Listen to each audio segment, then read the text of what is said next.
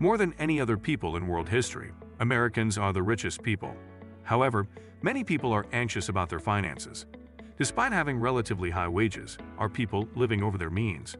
Are they maxing out their credit cards and struggling to make ends meet? Are they making savings for unforeseen costs? Even if you don't earn a lot of money, is it possible to be financially stable? Can the stock market be entered into by regular people with reasonable risk? The answers to these inquiries form the basis of a financial literacy checklist. I believe there are several areas covered by the checklist of concepts one must comprehend to be deemed financially educated. It pertains to your regular financial life in general, the fundamentals of debt, and sort of understanding what credit card debt, mortgage debt, and auto payments imply, as well as budgeting and knowing how much money comes in and goes out. It's material that, although occasionally appearing to be quite elementary, is obviously not.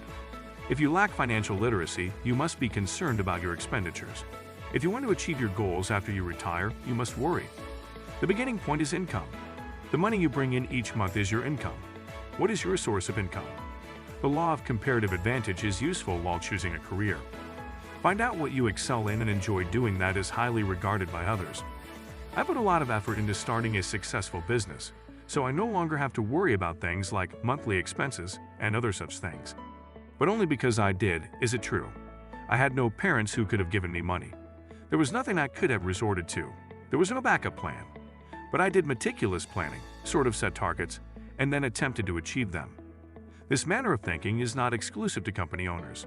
Consider how you may increase your value to clients, colleagues, and potential employers.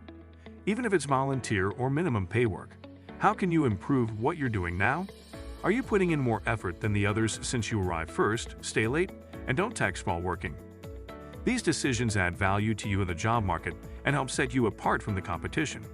Keep in mind that in the real world, value creation is what earns you money rather than effort. Additionally, controlling that money is equally crucial to generating it. Expenses represent money spent. What do you do with the cash you've made? Even so, do you know where your money goes? A lot of folks don't. If there was one thing I could impart to young people today about financial literacy, it would be how to create their own financial budget and how to carry it out. To comprehend that there are fixed expenses is all I'm getting at. They receive $3,000 per month and spend $2,500 on costs. They require set expenses, the things they must pay for, such as your rent, car payment, or other necessary costs. They require that figure to be less than what is being received. The 50 to 30-20 guideline, which states that 50% of your monthly income should go toward housing and bills, is, in my opinion, the simplest approach. The remaining 20% is allocated to entertainment or going out, things you enjoy doing, while the remaining 30% is allocated to finances, which includes saving or paying off debt. Naturally, the fixes must be made first, and as you work on them, they are completed, and then dividing the remainder by a percentage. I believe that very little of that actually occurs. When one doesn't do it, there are some things that can go wrong, and this is, of course, pretty typical. You wind up living your life where you're constantly playing catch-up, and it becomes really crippling when someone falls behind. They might gain from the consumption. Then a new paycheck and bonus are received, but they are unable to enjoy them because they are still making payments on their most recent gadget. So you live backwards rather than forwards. I believe that has a significant effect on a person's stress level as well as their general inability to enjoy life. I believe that would be a huge first step towards financial literacy if people only started with that, the stacking of financial priorities in their monthly cash flow planning. Property is what you own. Everything, including a house, a car, and your money. Starting to save is the first step toward building assets. The strongest justification I can provide for why even a high school student with a part-time job should begin saving in some capacity is that it becomes a habit.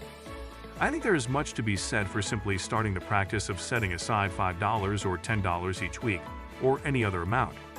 Regularly set aside money for unexpected expenses.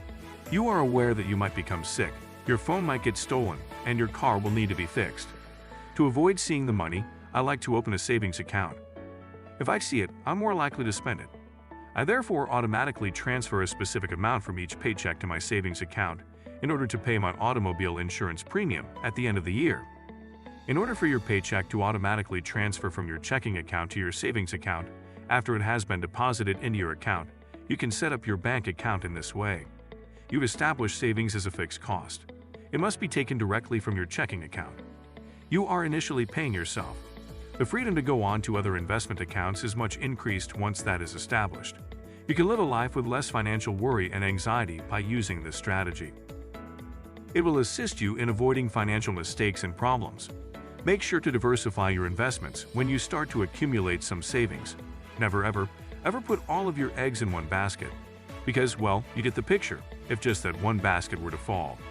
You buy into a little portion of a corporation when you buy a stock on the exchange. Consequently, you acquire a stake in that business and turn into an owner of it. Additionally, it entitles you to a portion of any future earnings the company makes. Because the company can fail, there are dangers. The stock market is thus a method of financing American business that entails a suitable level of risk and profit. The ideal option for someone to participate in the stock market with a modest sum of money is to buy an index fund, an ETF, or a mutual fund, since they gain broad exposure to a variety of firms as opposed to only buying one stake. Why is there so much debate about mutual funds and index funds? A mutual fund is a professionally managed investment portfolio that collects capital from a variety of participants, including people like you, who want to diversify their holdings. It's the simplest approach to make sure all of your eggs aren't in one basket. Exchange-traded funds, or ETFs, are similar to index funds in that they are managed to mimic the performance of a certain group of companies, such as a group of consumer products or technology companies. I want to own Apple and I want to own Nike, but instead of buying individual stocks, people might just buy an index that combines a large number of these businesses. There are many different indexes and consequently index funds available. The S&P 500, which essentially represents 500 of the largest publicly traded American companies, may be the most popular. With diversification, you may rest easy knowing that even if the value of one item declines, it's likely that the value of other assets will rise. However, they want to ensure that the money they are investing in is for a longer period of time. The stock market has historically returned extremely well, yet there are times when it can be quite erratic. Therefore, one's grasp of the best financial instruments for short-term, intermediate-term, and long-term goals will hopefully come from their financial literacy. Compound interest is one of your plan's most effective tools. Compound interest is the most powerful force in the universe, according to Albert Einstein. The easiest way to benefit from it is to start saving early on and strategically investing after you have a physical savings account set up. It will increase by hundreds of thousands of dollars over the course of 20 to 30 years of compounding. For typical middle-class families, I'm arguing that the difference between starting to save at age 50 and starting to save at age 25 can be hundreds of thousands of dollars. This is just due to the benefit of time and letting their money work for them for a longer length of time. Diversified stock portfolios have made roughly a 7% real annual rate of return despite all recent and historic recessions and booms. The rate of return is quite significant. When an asset earns 3% yearly, its value will double after 23 years, but when it earns 7%, it will double in value every 10 years. Everyone has the chance to invest in the stock market. When you put time on your side, you can really take advantage of the time value of money, and that makes a huge difference. Because of the time value of money, individuals have a tremendous amount of leverage over that contribution to themselves. People can also experiment with calculators to see the results, but they never believe them. Simple interest would simply function as follows. You start with $100, earn 5%, and then you'll make another 5% on that $100. The 5% is just being added to your initial $100. So you now have $110, $115 the following year, and $120 the following year. Compounding is the process of turning $100 into $105 in the first year. Then, after adding $111 to the total, 5% is added to that amount. As a result, the numbers start to deviate from the money's original numerator. Therefore, compounding has a rather particular mathematical force associated with it. When people don't see the worth of money, I believe there is really no such thing as financial literacy. Your debts are considered liabilities. Additionally, the time value of money may be used against you. Many people experience financial difficulties as a result of their frequent overspending. Today, credit is widely accessible. That has good and terrible aspects. It's advantageous because credit can increase your capacity to make alluring investments, like a property or a college education. I really feel that there is a significant distinction between using credit to purchase an asset and using credit to pay for a purchase. Okay, so when you and your buddies go to a pizza restaurant and spend money you don't have, the pizza is actually gone and you can't get it back. When you purchase a home, you borrow money, but you are also buying an asset that has some resale value. Assuming that the cost of servicing the debt and paying the borrower back with interest is manageable, this allows you to purchase a highly expensive asset before having to save up the full amount. They are developing equity if they can make the really sacrificed effort to save the down payment and take on an amount of debt whose service may even be less than they are paying in rent now, or perhaps even equal to it. The second illustration is student debt, which we previously discussed.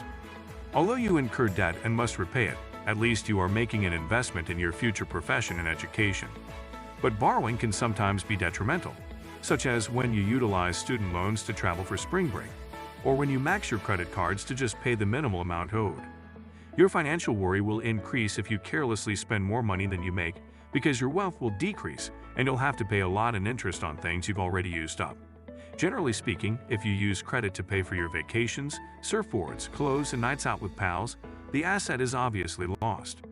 Despite having no assets, you are still in debt. So all you're doing by doing that is making yourself poorer. One of the greatest gifts a young person can ever give themselves is undoubtedly the ability to avoid credit card debt in their early years. When you're truly striving to advance in your adult life, having to pay off big credit card debt is quite crippling. Because of the stress and concern over your interest rates, increasing as a result of not being able to pay off those cards each month, you will become much less financially secure. It's possible for someone to spend over $1,000 every month and not make any progress toward paying off their debt. And I believe that's what ultimately transpires. You grow acclimated to the idea that I have a set expense that only involves paying my credit card. I recently made a credit card payment of $700,000 a month, and that can represent a sizable portion of one's salary. In the end, it causes the exasperation of feeling as though you can never advance. You receive a raise, but you are unable to save or invest any of the funds since you are still catching up to where you were before. The emotional consequences of high debt have always been the worst. They diminish people's happiness. They decrease hope while increasing their worry. They undermine your confidence in your ability to advance. Thus, income is the cash you bring in. Make the most of such revenue prospects. Save money to accumulate assets or things you own. Create a financial plan and only include expenses and responsibilities that will grow your assets or improve your capacity to earn a living. The majority of individuals don't need a formal education to know how to purchase more pizza or go out with their friends more. But if one wants to truly master the habit of saving, goal setting, budgeting, and other similar skills, it takes education, sacrifice, and character traits. The primary reason why I believe people don't understand the financial market, plans, saving, budgets, or any of the other topics we covered today is because they are embarrassed or ashamed of their ignorance. So simply avoid discussing it at all. But in my opinion, that would be the worst thing you could do. The more you discuss something, the more you will comprehend it, the more you will know, and the more you will be able to share. Following basic ideas and developing them as a way of life, a manner of living, is the key to successful personal finance. Even with a small income, you can feel secure in your financial situation, but it will require preparation and dedication. Create your strategy now and make the commitment to stick with it. You'll be grateful to your future self.